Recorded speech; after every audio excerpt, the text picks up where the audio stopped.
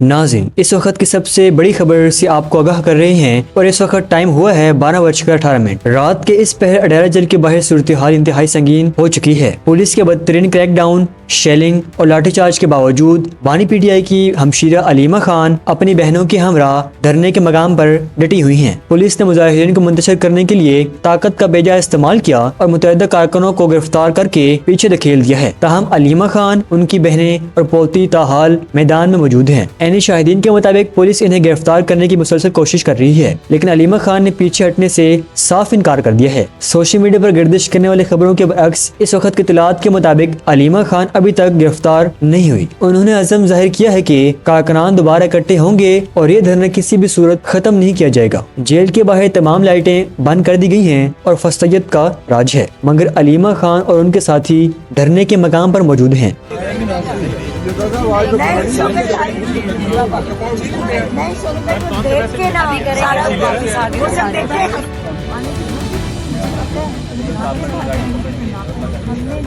हाँ जी, ये जी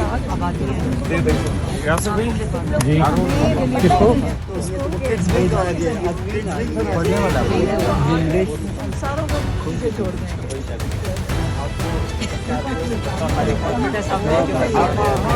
आज 6 साल तक 5 साल